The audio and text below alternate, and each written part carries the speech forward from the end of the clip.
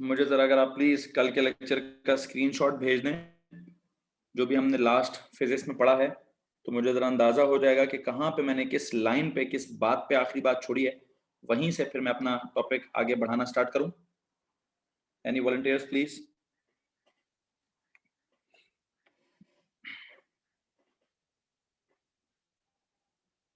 जी, इतना तो मुझे याद है कि हम कोई ग्राफिकल रिप्रेजेंटेशन ऑफ वेव्स कर रहे थे, लेकिन ग्राफिकल रिप्रेजेंटेशन में कौन सा ग्राफ पढ़ा दिया था, कौन सा भी पढ़ाना बाकी है, प्लीज एक तस्वीर भेज दीजिए। अहमद रहीम हैदर आज क्लास में नहीं हो क्या? अहमद भाई मुझे रोजाना तस्वीर भेज देते होते हैं। चलो वो नहीं है तो फरमान आप भेज देते हो तो बेटा। ग्राफिकल रिप्रेजेंटेशन कोई भी भेज दो यार, कोई भी भेज दो। 100 बच्चे हैं क्लास में और किसी को अपने नोट्स पे भरोसा नहीं है सर ने। चलो यूसुफ सईद की का मसला यह है कि उसकी राइटिंग थोड़ी खराब होती है तो बेचारा डरता ही रहता है कि सर ने मेरी राइटिंग को देख कर कुछ ना कुछ क्या ही देना। ठीक है, बाकी लोगों का तो ठीक चल रहा है, बाकी को तो ठीक चलता रहता है। चलो बड़ी मेहरबानी, अहमद साहब जाग गए हैं जी। तो भाई हम क्या कर रहे थे, हमारा टॉपिक चल रहा था ग्राफिकल रिप्रेजेंटेशन में सबसे जो पहला ग्राफ है वो कौन सा है? Displacement distance graph. ओके, हमने कहा था जब भी कोई वेव किसी मीडियम के बीच में से गुजरती है तो एक्चुअली होता क्या है, होता क्या है सर? जब कोई वेव किसी मीडियम के बीच में से गुजरती है तो मीडियम के जो पार्टिकल्स होते हैं वो अप एंड डाउन वाइब्रेट करते हैं। ठीक है, पूरे का पूरा मीडियम, बल्कि मीडियम में जो पार्टिकल्स होते हैं वाइब्रेट करते हैं। ठीक हो गया जी।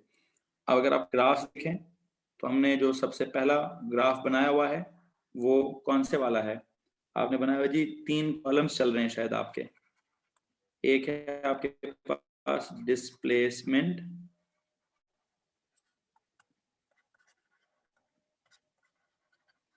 डिस्टेंस का ग्राफ। ठीक हो गया जी, डिस्प्लेसमेंट डिस्टेंस ग्राफ। और इस डिस्प्लेसमेंट डिस्टेंस ग्राफ को आपने ड्रॉ किया हुआ है। ठीक है,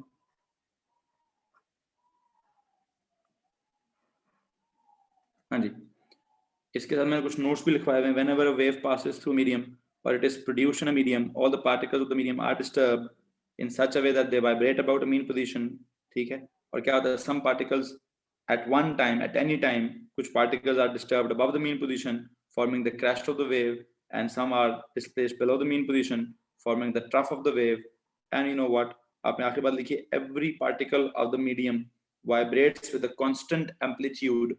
ठीक है, forming a progressive wave and the wave that carries energy from okay हो गया जी।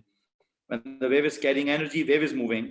ठीक है, wave is moving forward, the crest of the wave appears to be moving forward, however the particles are not actually moving forward, they are just vibrating, they are just vibrating perpendicularly to the direction of wave motion। आपने जो आखिरी line लिखी है, however the particles are not actually moving forward, वहां क्या लिखी है हम?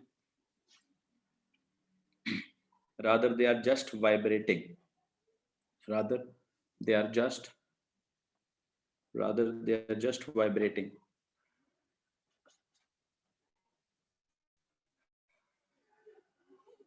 rather they are just vibrating। और ये जो आपने डिस्प्लेसमेंट का डिस्टेंस के साथ ग्राफ बनाया है, लेट मी टेल यू, ये वाला जो डिस्प्लेसमेंट का डिस्टेंस के साथ ग्राफ है, this is only for what? जो आप डिस्प्लेसमेंट का टाइम के साथ नहीं, सॉरी, डिस्प्लेसमेंट का डिस्टेंस के साथ ग्राफ बना रहे हो जिसमें आपने ये अप एंड डाउन कर दिया है। 2 मिनट को कॉपी।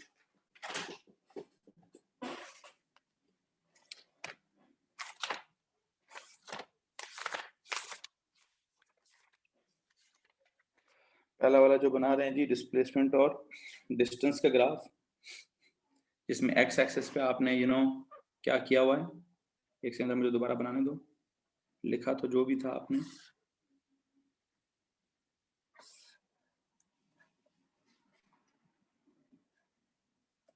फिर आपने ग्राफ कैसा बनाया?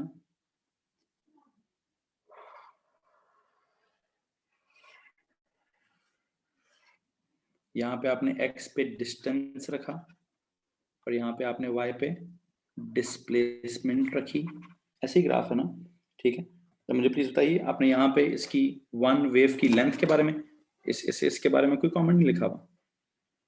अहमद रहीम, आपने यहाँ पे नहीं लिखा कि इसकी जो वन वेव की वन क्रेस्ट और वन ट्रफ होता है, that is known as one, बल्कि यहाँ ऊपर ड्राइंग में कहीं लिखा हुआ है, ड्राइंग में कहीं आपने लिखा हुआ है कि the length of the horizontal length of one complete wave is known as wave length, ठीक हो गया, ये भी लिखा हुआ हमने कहीं ड्राइंग में, कहीं आपने ये चीज मेंशन की हुई है ऐसे?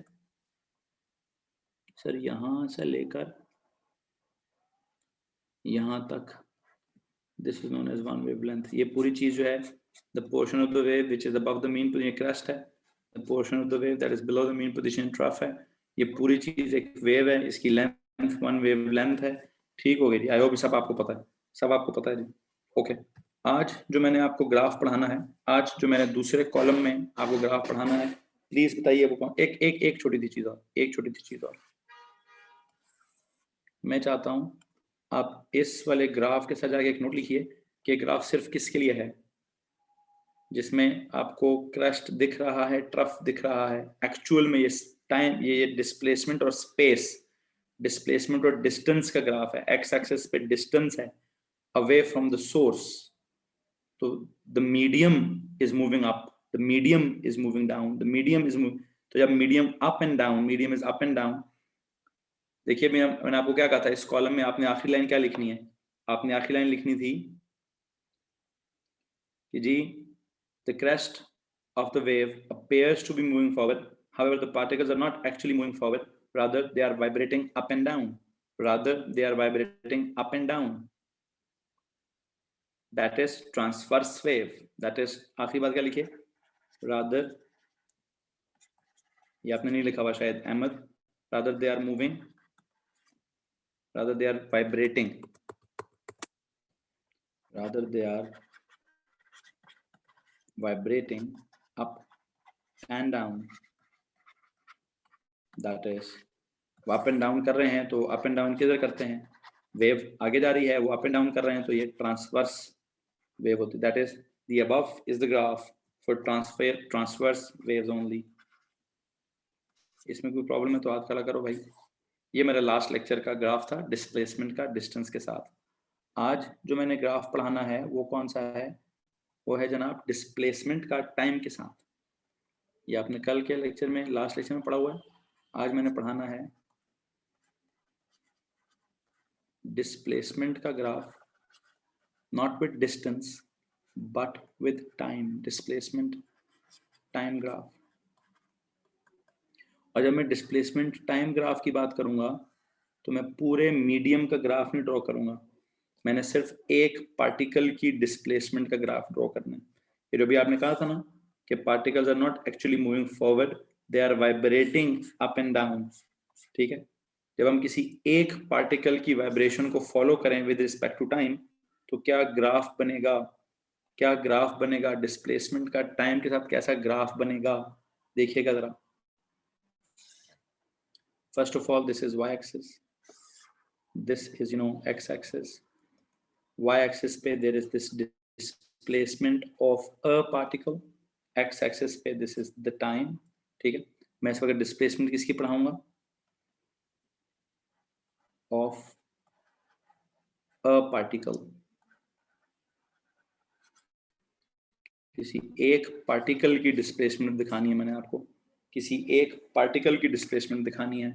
कल जो आपने ग्राफ बनाया हुआ है डिस्प्लेसमेंट और डिस्टेंस वाला, उसमें आप किसी एक पार्टिकल को नहीं दिखा रहे, आप उसमें किसको दिखा रहे हैं, displacement of the particles of the medium. आपने यहाँ पे डिस्प्लेसमेंट किसकी दिखाई है, डिस्प्लेसमेंट ऑफ अ पार्टिकल नहीं, यहाँ था displacement of the of all the particles, displacement of particles of a medium at any time, at any instant of time, at any instant of time। Please बच्चों कल वाले graph पे जाओगे, कल वाले ग्राफ पे लिखो सर, जहां पे उस वक्त जो डिस्प्लेसमेंट है वो कौन सी डिस्प्लेसमेंट है? वो है displacement of all the particles of a medium at any instant of time, कि किसी इंस्टेंट पर कुछ पार्टिकल्स यहाँ चले गए, कुछ पार्टिकल्स यहाँ रह गए, ये इधर चला गया, ये इधर चला गया, ये इधर चला गया, ये इधर चला गया, ये इधर चला गया। तो हर पार्टिकल दिखाया जा रहा है कि कौन कौन सा पार्टिकल किधर किधर मौजूद है at any one at any instant of time. there are some particles which are above the mean position. At that same instant of time, there are particles which are below the mean position. This is the crust, this is the trough, this whole length is one wave, this is one wavelength. I hope आपको इसकी बात इस वक्त बात समझ आ रही होगी कि आपने कल जो पढ़ा था और ये डिस्टेंस क्या था। This distance was क्या sir? This distance was traveled by the wave, it was traveled by the energy, or it was a distance, it was a distance away from the source. It was distance away from the distance traveled by the wave or energy away from the source. Distance यहाँ क्या लिखा था आपने? Distance traveled by the distance traveled by wave or energy कैसे? Away from the source. Okay जी भाई, कल के ग्राफ के साथ आपने क्या लिखना था, समझ आ गया? आज के ग्राफ के साथ क्या लिखना?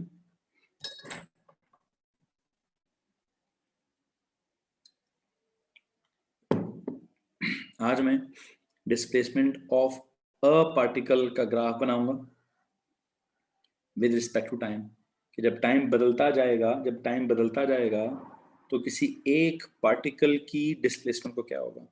मिसाल के तौर पर मैं टाइम स्टार्ट करता हूं, let me tell you one more thing, इसका ग्राफ भी वैसा ही होगा। इसका ग्राफ भी कैसा होगा सर जी? इसका ग्राफ भी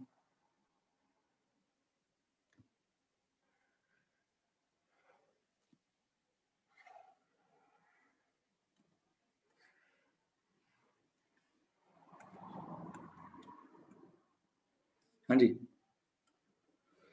को मसला तो दसो जी, कैसे कैसे यार? देखो मुझे बात बताओ, इस वक्त मिसाल के तौर पे टाइम क्या है? 0।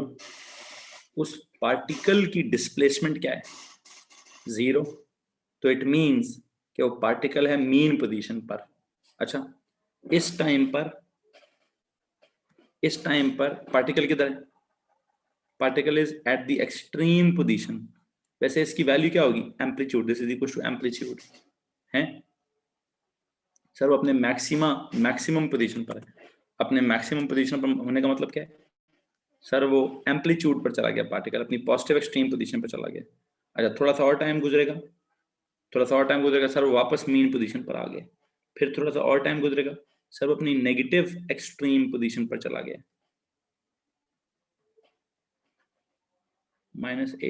-a पे चला गया। फिर ये थोड़ा सा और टाइम गुजरेगा, सर वो वापस अपनी मीन पोजीशन पर आ गया जहां से उसने स्टार्ट किया था। वैसे मुझे आपने इस वक्त इसके एक्स एक्सिस पर यहां से यहां तक, व्हाट इज दिस? इसको क्या बोलूं? If this is time in seconds, please tell me what is यहां से यहां तक का टाइम?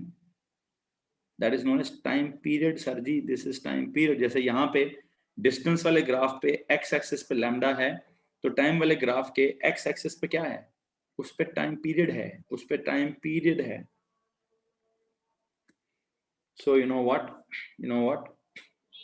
अब कोई भी पार्टिकल हो, display, this is the displacement of a particle that is vibrating in a transverse, this is the displacement of particle. एक काम करो जी, एक काम करो, यहाँ जाओ, यहाँ जाके जरा इसके नोट्स लिखना स्टार्ट करो। ये सर ये क्या चीज है? The above is this is the graph of, this is the graph। अब यहाँ जो ना a particle that is vibrating up and down, उसकी बात हो रही। This is the graph of a particle that is vibrating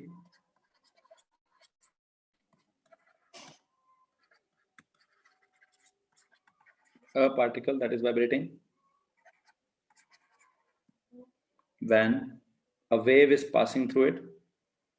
There's a graph of a particle that is vibrating in a wave. Yeah, when a wave is passing through it, vibrating in a wave, or when a wave is passing through it,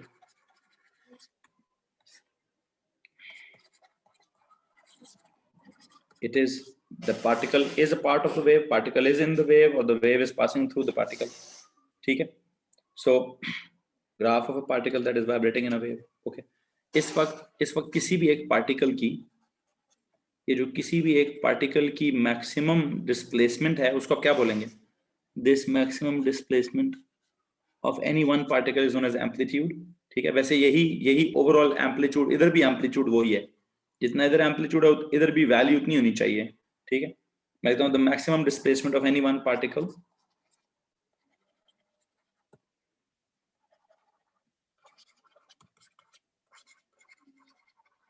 the maximum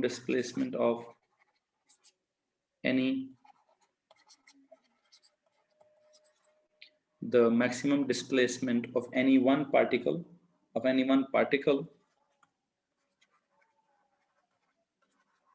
is known as amplitude. The maximum displacement of any one particle is known as amplitude. ठीक हो गया जी? और ये is shown on the y-axis. फिर ये जो time required है for a particle to complete one oscillation or one vibration, इसको हम क्या कहते हैं? हैं जी? इसी के ऊपर जो टाइम है, ये जो एक पूरी वेव मुकम्मल हो गई है, एक पूरी वाइब्रेशन मुकम्मल हो गई है, एक पूरी ऑसिलेशन मुकम्मल हो गई है. जब एक पार्टिकल पूरी एक ऑसिलेशन मुकम्मल करता है या पूरी एक वाइब्रेशन मुकम्मल करता है, तो लेट मी टेल यू, उतनी देर में एक वेव मुकम्मल हो जाती है. उस टाइम को हम क्या कहते हैं? That is known as time period. ठीक है, सो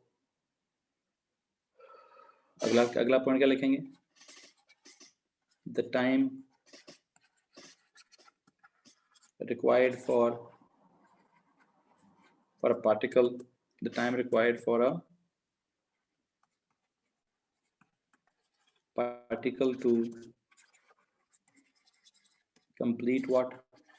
One vibration या फिर oscillation या फिर wave is equals to क्या? is equals to time period.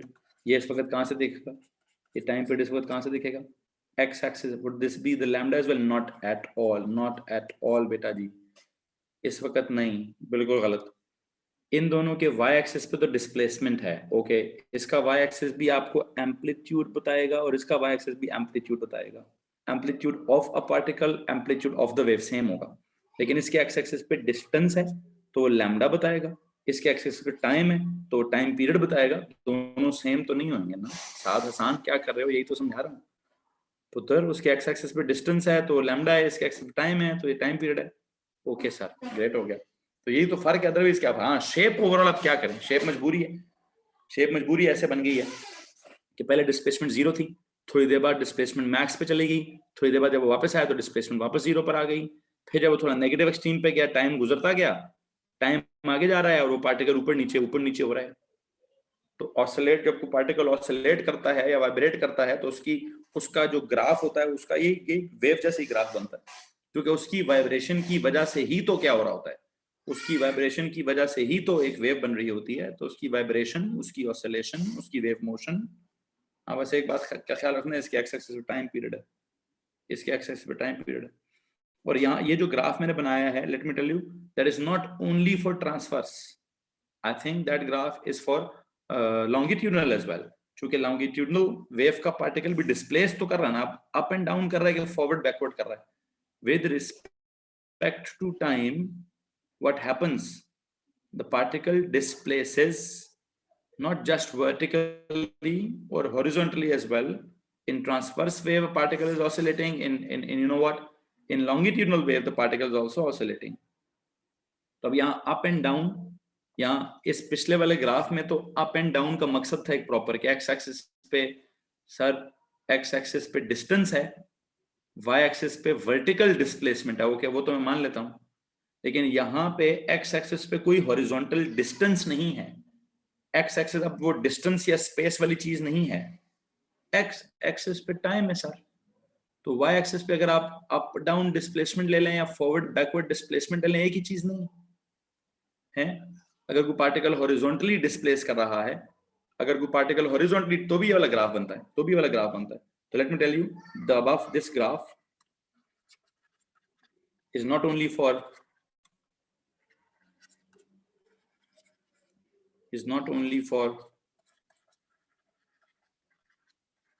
transverse waves,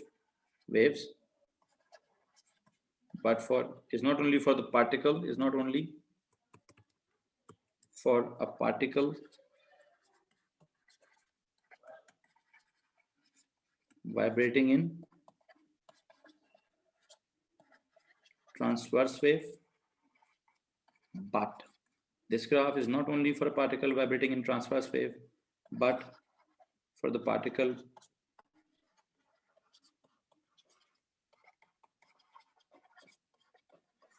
vibrating in longitudinal wave as well.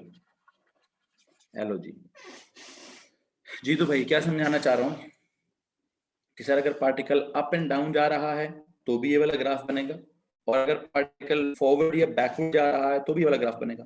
Particle ये कौन सी पोजीशन डिस्क्राइब होगी, ये डिस्प्लेसमेंट जब जीरो है तो they call it mean position, displacement जब मैक्सिमम है तो they would call it positive extreme. अब पॉजिटिव एक्सट्रीम अप है या फॉरवर्ड है, एक ही बात है। नेगेटिव है तो this is negative extreme. particle is either, it means it is at a mean position. A particle is either, it means it is at a positive extreme. Particle is either, it means it is at a negative extreme. अब वो forward backward वाली positive negative है, upward downward वाली forward negative, वो positive negative है। मैं कह रहा हूं कि भाई जो ये वाला ग्राफ था, it was only for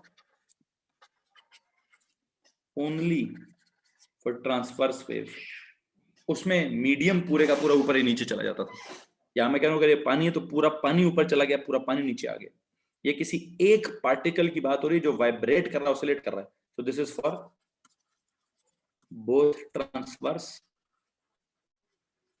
and longitudinal. भाई मेरी बात समझ आ रही कि नहीं आ रही? बच्चों प्लीज बताइए, मेरी बात आप लोगों को समझ आ रही कि नहीं आ रही?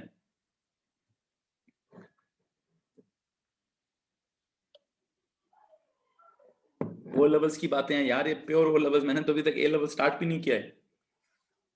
मैं और मेरा दिमाग अब थोड़ा खराब हो गया यार, मैं इतने दिनों से क्यों ओ लेवल्स की बातों में फंसा हूं? मैं ए लेवल्स पे क्यों नहीं जा रहा? ओके ओके, स्पीड लगाओ जी, स्पीड लगाओ भाई, स्पीड लगाओ।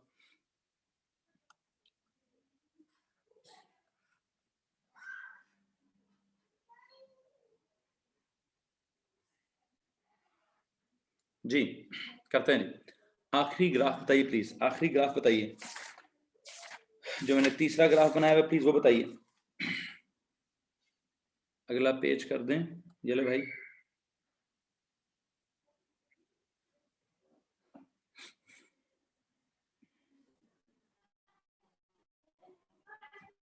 जी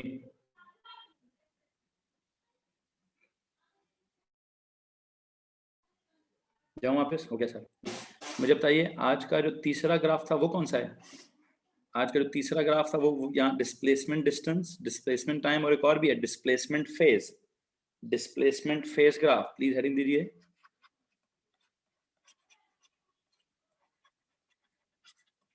डिस्प्लेसमेंट का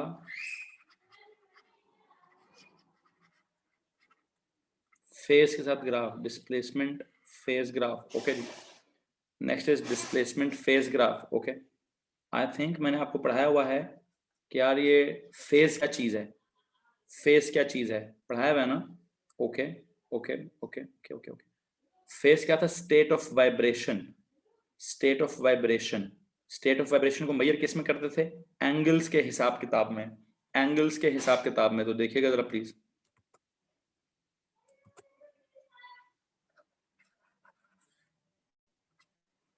मैं ग्राफ सा बनाता हूँ जी जरा,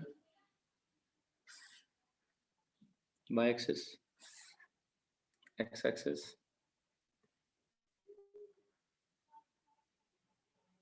ओके। y एक्सिस पे क्या है, यहाँ पे आप किसी एक पार्टिकल की बात ही कर लें बेशक, किसी एक, ये भी मैं किसी एक आधे particle displacement of a particle की बात ही करता हूँ। There is this displacement, phase के लिए क्या सिंबल था, phi, measured in S I के हिसाब से चलोगे तो it must be measured in radians, it must be measured in radians, okay, it must be measured in radians. मुझे बस एक बात ये बता दो, मुझे बस एक बात ये बता दो, अगर मैं कहूँ ये सिंपल पेंडुलम है, ये एक पार्टिकल है जो कि वाइब्रेट कर रहा है, आपने ड्राइंग पहले से बनाई हुई है ना, ये कौन सी पोजीशन है,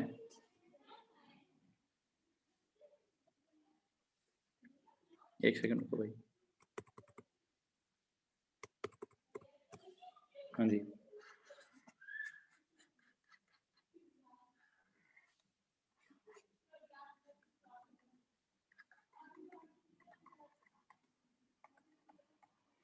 मुझे प्लीज एक बात बताइए,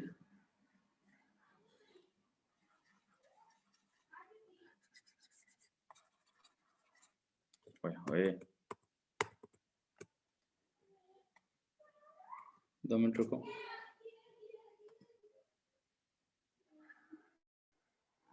हाँ जी, मुझे एक बात बताओ यार, ये कौन सी पोजीशन है, मीन पोजीशन, ये कौन सी पोजीशन है, पॉजिटिव एक्सट्रीम पोजीशन है, ये कौन सी पोजीशन है, नेगेटिव एक्सट्रीम पोजीशन है, ओके।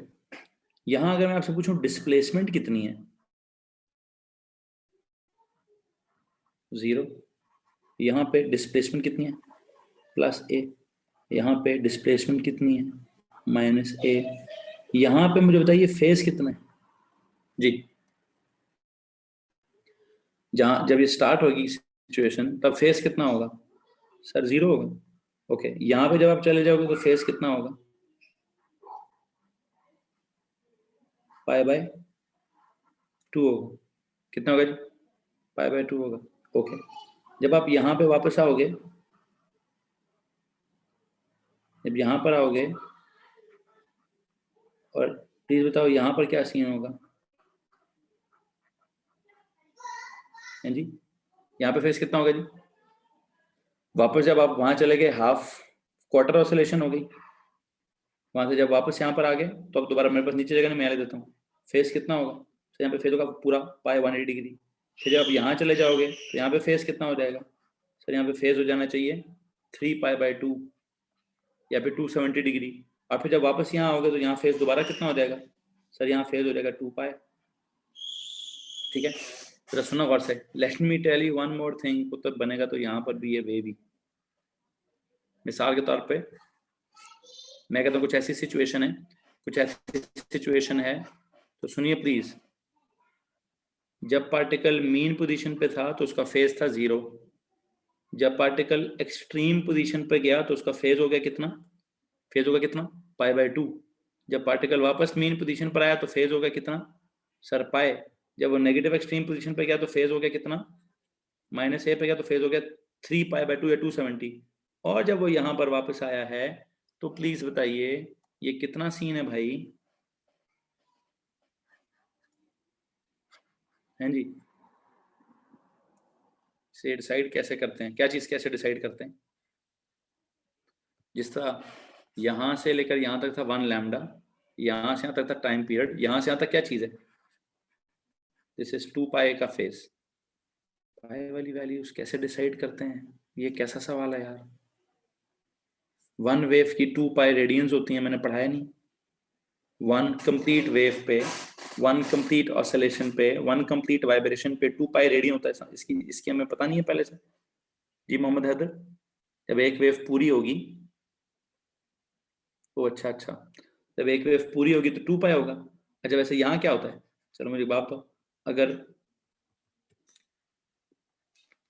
यहाँ लिखा है 2π तो ये क्या होगा, पाए, वैसे यहाँ क्या लिखा होगा, फिर यहाँ क्या लिखा होगा, यहाँ लिखा होगा सर जी 3 पाई, यहाँ लिखा होगा 3 पाई है। इस बात में किसी को परेशानी है? इस बात में किसी को परेशानी है? याद आ गया है सर? जी भाई, मैं ये कह रहा हूँ कि डिस्प्लेसमेंट, अगर एक पार्टिकल वाइब्रेट कर रहा है, ऑसिलेट कर रहा है, तो उसकी डिस्प्लेसमेंट चेंज होती है with respect to time, displacement change होती है with respect to phase as well. Displacement of a particle changes with respect to time, यहाँ होगा displacement of a particle changes with respect to its phase. तो यहाँ पर एक जुमला हमने क्या लिखना है? Displacement of a particle changes with respect to its phase. जी, क्या मैं इधर जाके नोट कर सकता हूं? Displacement of a particle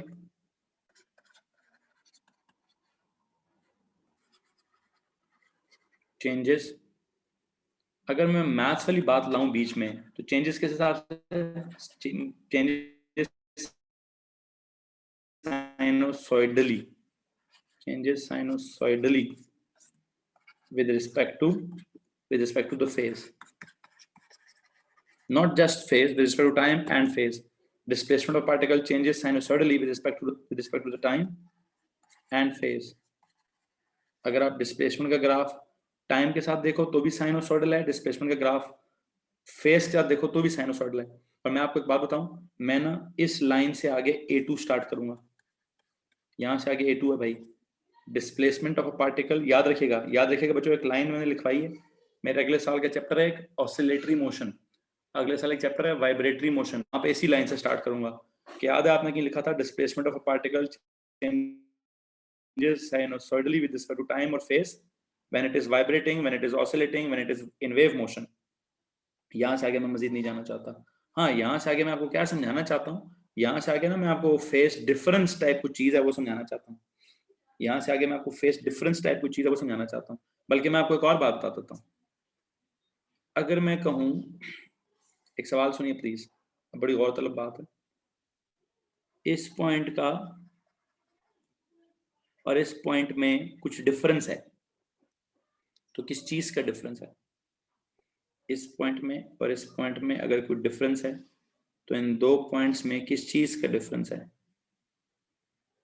sir इनके ना डिस्टेंस में डिफरेंस है, इनके पाथ में डिफरेंस है। अच्छा, इसी तरह अगर मैं इस पॉइंट और इस पॉइंट की बात करूं, तो इनमें किस चीज का डिफरेंस है? सर इनके टाइम का डिफरेंस है। सिमिलरली अगर मैं इस पॉइंट और इस पॉइंट की बात करूं, इन दोनों तीनों ग्राफ्स के ऊपर, इन दो पॉइंट्स के दरमियान पाथ का डिफरेंस है, इनके दरमियान टाइम का डिफरेंस है, इनके दरमियान फेस का डिफरेंस है। खैर चलो जो भी है, एक सेकंड रुको यार, इस पाथ डिफरेंस, फेज डिफरेंस, मैं इस चक्कर से आपको थोड़ी देर के लिए निकालता हूँ। पहले कॉलम्स बराबर करता हूँ, कॉलम्स बराबर करके फिर वापस आऊंगा अपनी बुनियादी बात की तरफ। आपने यहाँ क्या लिखा है? Displacement of a particle changes sinusoidally with respect to time and phase, with respect to time and phase, with respect to time and phase. Phase can be measured in what? In एक और graph बना लो जी यहाँ पे, अगर column है और जगह है तो यहाँ पे एक और ग्राफ बना लो। यहाँ पे लिखो जी डिस्प्लेसमेंट इन मीटर्स और यहाँ पे लिखो फाई इन डिग्रीज। तो क्या सीन होगा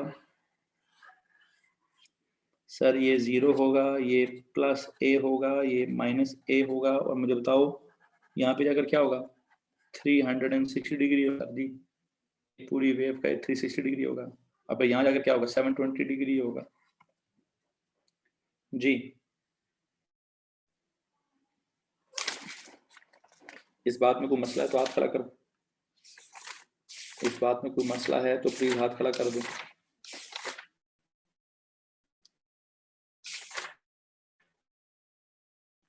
नहीं नहीं तो फिर आगे कॉलम शॉलम बराबर होंगे क्या? नहीं, मेरे हिसाब से बराबर हो जाने चाहिए। चलो खैर, बराबर हुए कि नहीं हुए, बराबर हुए कि नहीं हुए, मैं जरा आखिरी बात पे जाना चाहता हूँ, मैं जरा थोड़ा सा आखिरी बात पे जाना चाहता हूँ।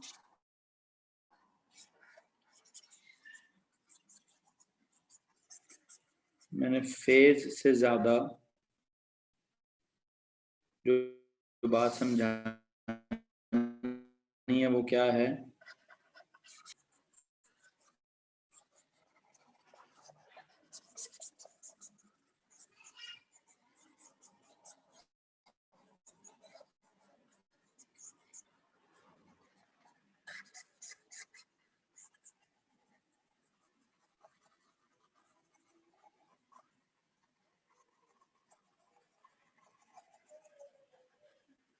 हाँ जी,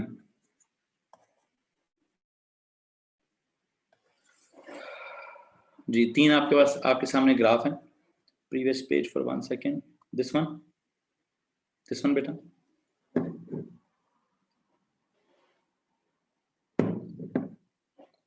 दिस वन, ओके, जल्दी से देखिए इसको प्लीज।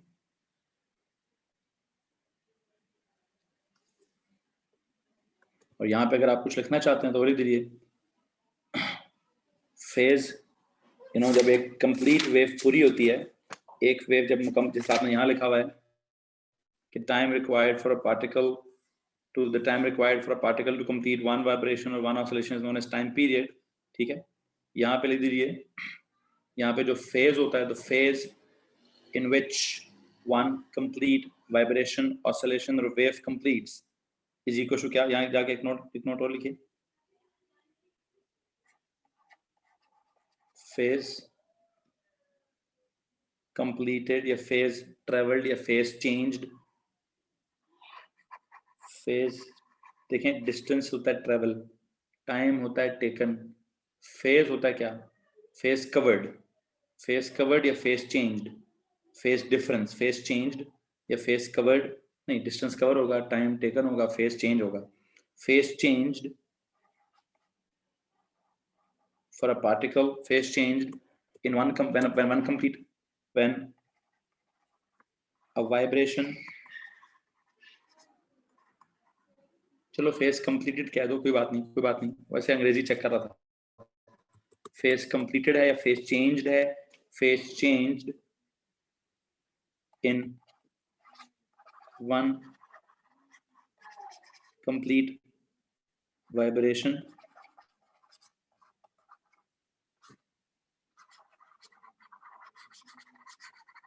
oscillation या फिर क्या, वेव इक्वल टू क्या, इक्वल टू या तो लिख दो 360 डिग्री या फिर लिख दो इक्वल टू क्या, 2 pi radians, equal to 2 pi radians, equal to 2 pi radians. अब मुझे लगता है काफी हद तक दोनों तीनों कॉलम्स बराबर हो गए होंगे, मुझे तो काफी हद तक दोनों तीनों कॉलम्स बराबर हो गए होंगे। अच्छा ओके, अब बराबर हो गए। अब जाओ जरा पिछले कॉल, अब दोबारा ना इसको भी बराबर करो, मतलब इधर एक लाइन लगा दो दोनों कॉलम्स के नीचे। यहां जाके मैंने कहना है होती है या डिस्टेंस होता है, डिस्टेंस ट्रेवल्ड या डिस्टेंस बिटवीन 2 पॉइंट्स या टाइम डिफरेंस बिटवीन 2 पॉइंट्स या फेज डिफरेंस बिटवीन 2। एक बस आपको मैं एक बात बताना चाहता हूँ, बात जो मैं बताना चाहता हूँ वो ये है, दो पॉइंट्स के बीच में जो पाथ डिफरेंस होता है, path difference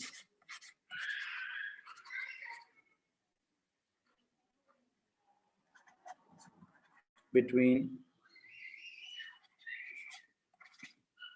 any 2 points on the wave, या फिर जो टाइम डिफरेंस होता है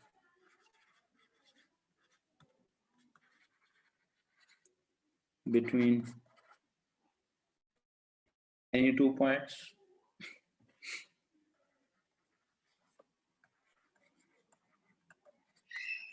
ये एक सेकेंड,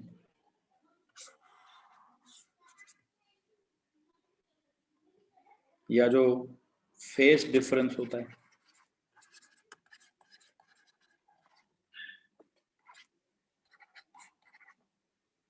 ये सारा बराबर करने के बाद, हाँ जी बराबर करने के बाद एंड पे लिखना है path difference between any 2 points, time difference between any 2 points या phase difference between any 2 points is what.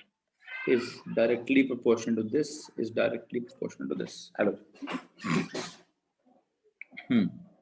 ये एंड असल ये चीज सिखानी थी आपको, जो ओ लेवल्स में शायद नहीं सिखाई जाती, कि सर जो 2 पॉइंट्स होते हैं कोई भी, पहले ग्राफ पे, दूसरे ग्राफ पे, तीसरे ग्राफ पे, कोई भी 2 पॉइंट्स हैं, एक इसके ग्राफ से आपको निकलेगा x है तो पाथ डिफरेंस मतलब डेल्टा x निकलेगा सर, ये टाइम है सेकंड्स में तो डेल्टा टाइम निकलेगा सर इन सेकंड्स, वो फेज है तो डेल्टा फाई निकलेगा sir, path difference, time difference, phase difference, ये दोनों आपस, ये सब चीजें आपस में क्या है, ये सब चीजें आपस में डायरेक्टली प्रोपोर्शनल है। कि अगर आप कहें सर पाथ डिफरेंस हो गया कितना, अगर मैं कहूँ पाथ डिफरेंस हो गया है 1 लैम्डा जितना, तो आप इसकी प्रोपोर्शन बना दे सर, टाइम कितना गुजरा होगा, टाइम गुजरा होगा 1 टाइम पीरियड जितना, और इसकी प्रोपोर्शन इससे बना दें फेज डिफरेंस कितना गुजरा होगा 2 पाई रेडियंस जितना, या फिर और क्या, और 360 डिग्री जितना।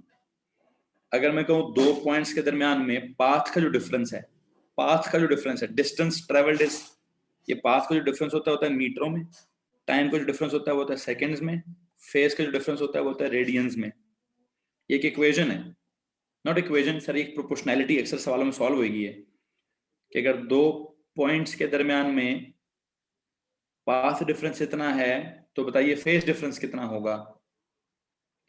अगर जिस तरह मैं आपसे पूछ रहा था कि यार अगर ये एक पार्टिकल है, time period rather than time, बस मैं कह रहा हूँ path difference is delta x, time difference is delta t, phase difference is delta phi. If path difference is equal to 1 lambda, if delta x is equal to 1 lambda, then time difference is equal to 1 time period, then phase difference is equal to 2 pi radians. तो अब इनकी आपस में प्रोपोर्शनैलिटीज बनाई जा सकती हैं, कि अगर मैं कहूँ phase difference is between any 2 points, not any 2 points, any 2 points, LOG. Path difference between any 2 points, time difference between any 2 points, phase difference. असल बात मैं सिर्फ ये कहना चाहता हूँ बेटा, देखो मेरी बात को समझने और गौर से फॉलो करने की कोशिश करो कि आपने ग्राफ की मतलब वेव को ग्राफिकली कैसे रिप्रेजेंट कर रहे हैं आप किसी वेव को ग्राफिकली कैसे, सर या तो हम बनाते हैं डिस्प्लेसमेंट डिस्टेंस का ग्राफ, ओके, या बनाते हैं डिस्प्लेसमेंट टाइम का ग्राफ, ओके, या बनाते हैं डिस्प्लेसमेंट का फेज का ग्राफ। अब आप डिस्प्लेसमेंट का डिस्टेंस के साथ बनाओ, डिस्प्लेसमेंट का टाइम के साथ बनाओ, डिस्प्लेसमेंट का फेज के साथ बनाओ, क्या दिख रहा है आपको? तीनों तरफ वेव ही नहीं दिख रही बच्चों। आपने टाइम के हिसाब से ग्राफ बनाया या डिस्टेंस के हिसाब से ग्राफ बनाया या फेज के हिसाब से ग्राफ बनाया, तीनों ग्राफ्स की शेप एक ही जैसी नहीं है, वो साइनोसॉइडल वेव टाइप। फर्क सिर्फ इतना है सर, इस एक्सिस से लैम्डा पता चलेगा, इस एक्सिस से टाइम पीरियड पता चलेगा, इस एक्सिस से हमें एक पूरी वेव का फेस पता चलेगा जो हमें पहले से पता 2 पाई रेडियन है। तो अगर मैं कहूं कि यार ये एक ही सिक्के के 3 रुख हैं, असल में ए लेवल्स में सिक्के को क्या मुसीबत हो जाती है, सिक्के के एक नहीं 2 नहीं 3 रुख हो जाते हैं, ठीक है। तो अजीब सा ए लेवल्स का हमारा सिक्का कुछ 3 सरफेसेस हैं उसके, ठीक है। खैर जो भी है इस ग्राफ में पाथ है, path travelled, distance travelled, path difference, path मतलब मीटर्स में, इस ग्राफ में टाइम का डिफरेंस आ रहा है किसी भी 2 पॉइंट्स के दरमियान, इधर फेज का डिफरेंस आ रहा है किसी भी 2 पॉइंट्स के दरमियान। मैं बस ये कहना चाहता हूं अगर आप इस पॉइंट की और इस पॉइंट की बात करेंगे, इन 2 पॉइंट्स के दरमियान में अगर आप कहते हैं सर जी क्या हो चुका है, पाथ का डिफरेंस है 1 लैम्डा, तो इन 2 पॉइंट्स के दरमियान में टाइम का डिफरेंस क्या होगा, कैपिटल टी, और इन 2 पॉइंट्स के दरमियान में फेस का डिफरेंस क्या होगा 2 पाई। अब अगर सवाल वाला ये कह दे कि जनाब जी आप क्या करो,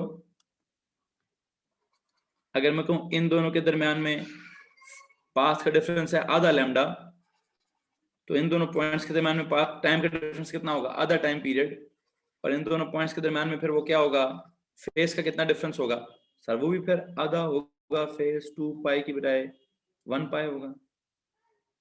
अच्छा अब अगर ऐसा होगा तो आपको याद होना चाहिए कि इस प्रोपोर्शनैलिटी को यूज करके मैं कोई भी सवाल सॉल्व कर लूंगा। फिर इस प्रोपोर्शनैलिटी को यूज करके अगर उसने कहा कि जी एक वेव है, सर सब समझ आ गई है, चलो बड़ी मेहरबानी। अगर एक वेव है, अब आएगा ए लेवल्स, इससे पहले तक ओ लेवल्स था जी, अब ए लेवल्स का सवाल है। एक वेव है, उसका लैम्डा है 3 मीटर। कितना लैम्डा है? 3 मीटर। ठीक है, आप मुझे उसमें कोई ऐसे 2 पॉइंट्स बताएं, बल्कि एक सेकंड रुको, अब चलते हैं जी जरा आपके क्या नाम है उसका,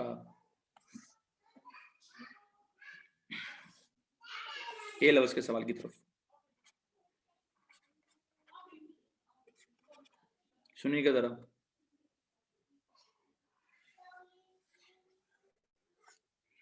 वो कहता है जी ये जो है ना, दिस इज 3 मीटर। ठीक है, अच्छा इफ दिस इज 3 मीटर, सवाल उसका जरा गौर से सुनिए। कहता है जी एक पार्टिकल इधर है, ये जी 0.5 पे। अच्छा,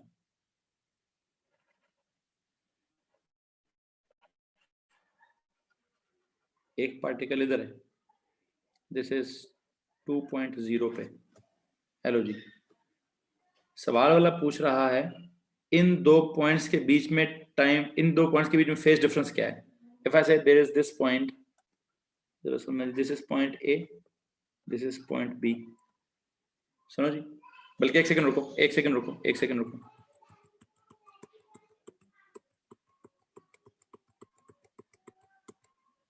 जी देखो, मुझे एक बात बताओ, just tell me one thing, इस पॉइंट के और इस पॉइंट के बीच में कितना फेज डिफरेंस है? ये तो ओरली बताना पड़ेगा आपको। इन दो पॉइंट्स के बीच में फेज डिफरेंस कितना है? यस 2 पाई एग्जैक्टली, या 360। ओके, अगली बात मुझे बताओ कि इस पॉइंट और इस पॉइंट के बीच में फेज डिफरेंस कितना है?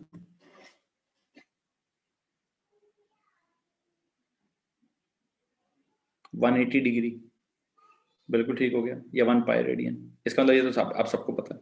ओके, अगली बात, अगली बात यह है कि जी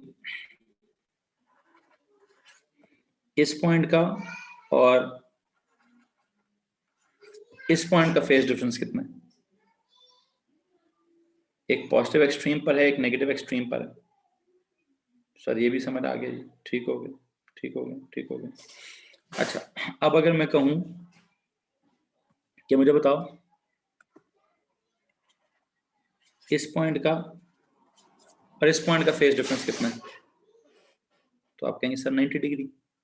ठीक है, नहीं 45 नहीं है भाई, 90 है, 90 डिग्री है। एक एक्स मीन पर है, दूसरा एक्सट्रीम पर 90 डिग्री है। मेरा सवाल अब कुछ और है, मेरा सवाल ये है, मेरा सवाल ये है, एक पार्टिकल है इधर, इट इज समवेयर एट 0.5, एक पार्टिकल है इधर समवेयर एट 2.0। बताइए, इस पार्टिकल को अगर मैं कहूं ए है, इस पार्टिकल को मैं कहूं बी है, अब एक सवाल है, व्हाट इज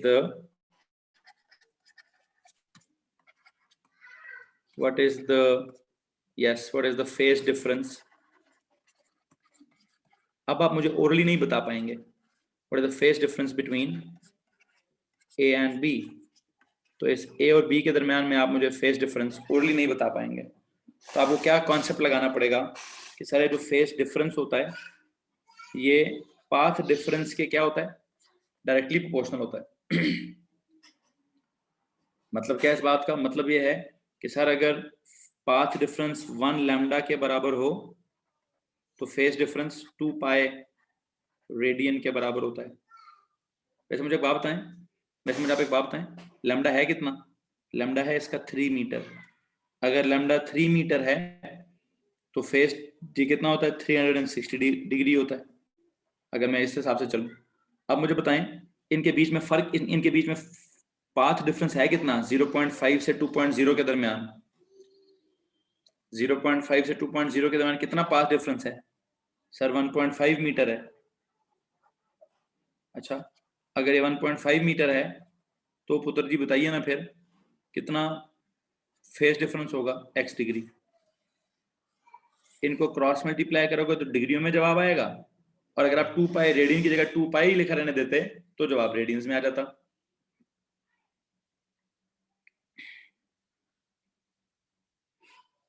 जी किसी को मसला है? अभी भी जवाब क्या आ रहा है? यस, वो कहता है, बच्चा कहता है सर अभी भी जवाब जो है ना, that comes out to be, that phase difference comes out to be 180 degree, और अगर मैं पाई के हिसाब से ही सॉल्व करता तो it would have been pi radians, या फिर कोई भी और आंसर आ सकता था, या तो कोई भी और आंसर आ सकता था, या फिर कोई भी और आंसर आ सकता था। जी इस तरह का अक्सर पेपर में सवाल आएगा, अक्सर पेपर में इस तरह का सवाल आएगा। जी भाई प्लीज बताइए, किसी को मसला इस बात से? हाँ जी, नहीं ना, नहीं ना, ओके हो गया, okay okay, got it sir. So you know हम क्या पढ़ रहे हैं, हम यहाँ पे आपके सामने भाई टॉप एक्सट्रीम्स का 180 होगा ना, कौन से टॉप एक्सट्रीम्स का? एक मिनट, रेडियन की तरफ से कीजिएगा। वो ये रेडियन की तरफ से कैसे करूंगा मैं डिग्रियों को, मतलब 2 पाई रेडियन की जगह 2 पाई लिखूंगा, 2 pi is equal to 3 metres, 2 pi radians का प्रोपोर्शनलिटी होगा 3 मीटर्स, तो x रेडियंस का होगा ऐसे ही जी। 2 पाई रेडियंस का अगर फेज डिफरेंस हो तो पाथ डिफरेंस था 3 मीटर का, अब पता नहीं कितने रेडियंस का है, अगर ये 1.5 है तो यूनिटरी मेथड है यार, बच्चों की तरह खत्म करना। व्हाट, वेव्स खत्म?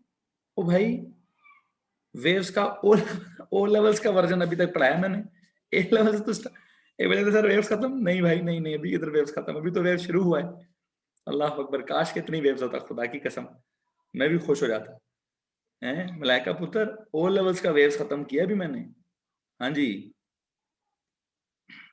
हाँ काश के ए लेवल्स का वेव जितना ही होता तो फिर तो छा जाते हैं हम, फिर तो छा जाते भाई। आज क्या तारीख है, कब खत्म होगा?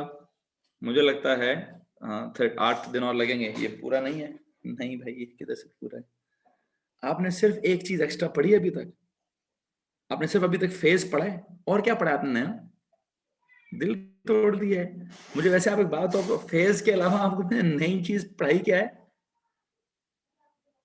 कुछ भी नया नहीं पढ़ाया ना, तो आप कैसे उम्मीद लगा सकते हैं कि ये वेव्स खत्म हो गए? या मैंने जैसे एक प्रोपोर्शनैलिटी पढ़ाई है, इंटेंसिटी वाली proportionality, intensity is proportional to amplitude का स्क्वायर या उसका स्क्वायर। पॉजिटिव एक्सट्रीम और नेगेटिव एक्सट्रीम का फेज डिफरेंस क्या होगा? ये वाली पॉजिटिव एक्सट्रीम है और ये वाली नेगेटिव एक्सट्रीम है, इनका पूछ रहे हैं बेटा, इनका फेज डिफरेंस पूछ रहे हैं। मीरब आप खुद जवाब दीजिए, खुद जवाब दीजिए, खुद जवाब दीजिए, फिर कितना है इनका फेज डिफरेंस? एक पॉजिटिव एक्सट्रीम पर, एक नेगेटिव एक्सट्रीम पर है। 180 डिग्री जवाब नहीं है, 90 क्यों है, 180 डिग्री जवाब होगा। हाँ चलो एक काम करो, मैं आपको बताता हूँ, इस पार्टिकल का और इस पार्टिकल का कितना फेज डिफरेंस है? दे आर पूरी 1 wave away from each other, they are पूरा 1 lambda away from each other, so they must be 360 degree away from, there must be 360 degree का path difference between them, okay? तो अगर ये crust से अगला crust है तो इस क्रस्ट से ट्रफ तक क्या सीन होगा? मीरब अगर क्रस्ट से क्रस्ट तक आपने 360 डिग्री का फेज डिफरेंस बोला है, तो क्रस्ट से ट्रफ तक 180 डिग्री नहीं हो? ओके सर हाफ होगा, ठीक, समझ आ गया?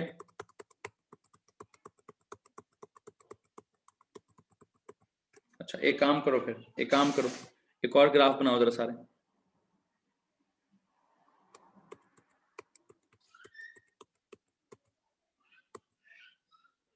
किसी भी एक्स एक्सिस पे टाइम, एक्स पे ये लिखा हुआ है, या टाइम इन सेकंड्स लिखा हुआ है, या फेज इन रेडियंस, कुछ भी लिखा हो सकता है, ठीक है? कहो जी डिस्प्लेसमेंट है एक्स पे, क्या हो सकता है यहाँ पे आपके पास, या तो डिस्टेंस हो सकता है इन मीटर्स, या फिर टाइम हो सकता है इन इन इन इन सेकेंड्स, या फिर क्या कहते हैं, फेज हो सकता है इन रेडियंस, ठीक हो गया? आपने बस बताना है, मैं कहता हूँ जी एक पॉइंट है, ये वाला पॉइंट है ए, ये पॉइंट है बी, ये पॉइंट है सी, ये पॉइंट है डी, ये पॉइंट है ई, ये पॉइंट है एफ, ये पॉइंट है जी, ये पॉइंट है एच, ये पॉइंट है एच आई, और यहाँ मैक्सिमम वाला एच आई जे। लो जी, ये ग्राफ बनाओ, मुझे बताओ ओरली विदाउट एनी सोल्यूशन, कोई सोल्यूशन नहीं करना, व्हाट इज द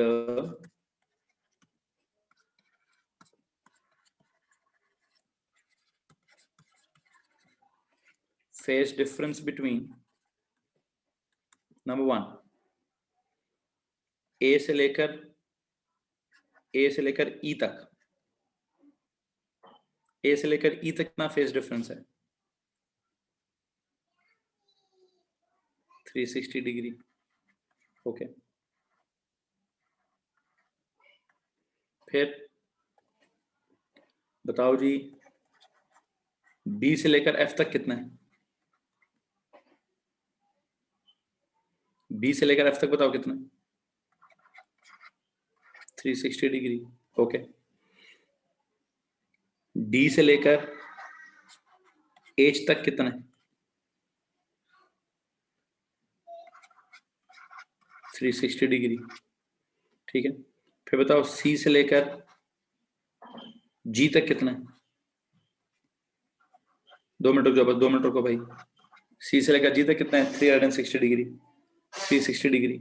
ओके, तो ये सारे पॉइंट्स कितना दूर हैं? ए और ई एक वेव दूरी पर हैं, बी और एफ एक वेव दूरी पर हैं, डी और एच एक वेव दूरी पर हैं, सी और जी एक वेव दूरी पर हैं। ओके, नेक्स्ट इज ए से सी तक क्या सीन है?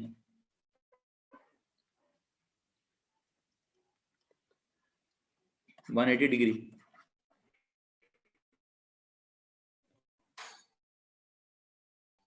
फिर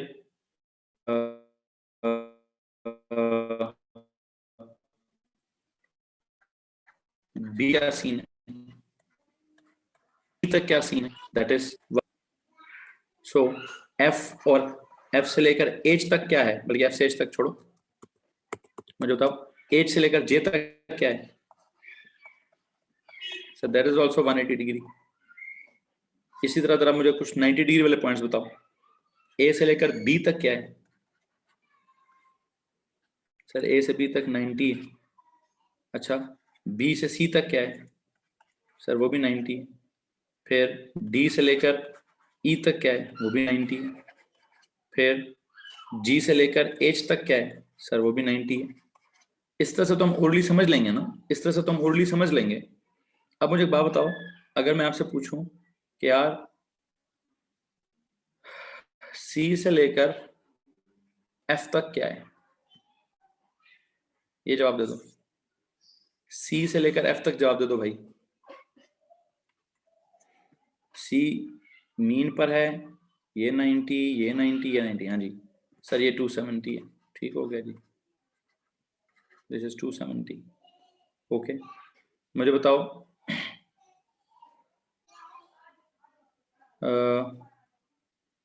एफ से जाओ आई तक, एफ से आई तक बताओ।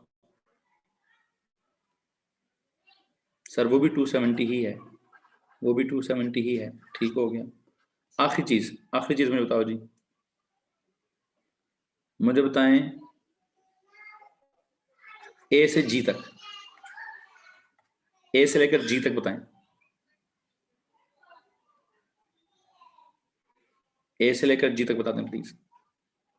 ए से लेकर ई तक तो हो गया 360, 360 में 180 ऐड करो, 540। लो जी 540 जवाब है सर, 540 जवाब है जी। समझ आ रहा है कि नहीं आ रहा है?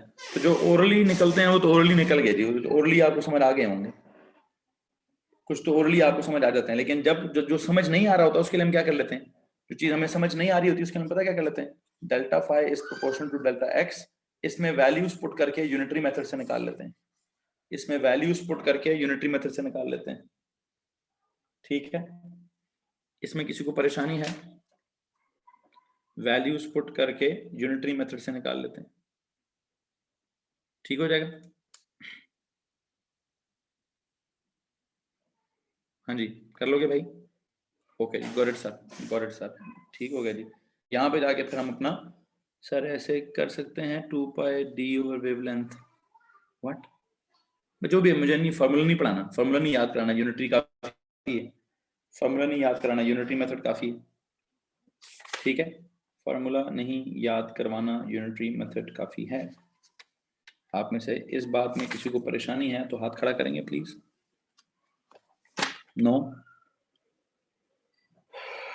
ओके भाई, नो प्रॉब्लम्स, नो प्रॉब्लम्स, ठीक हो गया भैया, ठीक हो गया जी। अभी आपका कौन सा लेक्चर है भाई, कौन सा लेक्चर है जी? केमिस्ट्री का टेस्ट चेक हो गया है जी जनाब, चेक हो गया है, चेक हो गया है। इतना कुछ जबरदस्त आप लोगों ने कारनामा नहीं किया कि मैं कुछ देखता हूँ, फिर भी मैंने आधों के देखे हैं, आधों के नहीं देखे। भेज देता हूँ, भेज दूंगा। चलो फिल वक्त क्या करो, फिल वक्त जाओ ना दून की क्लास पे। मेरी यहाँ पे मेरे ख्याल से कौन सी क्लास है, मुझे प्लीज बताएंगे। मेरी यहाँ पे आई थिंक A2 वालों के साथ क्लास है, A2 वालों के साथ मैथ्स की क्लास है, एंड AS की जो है रीजन, ओके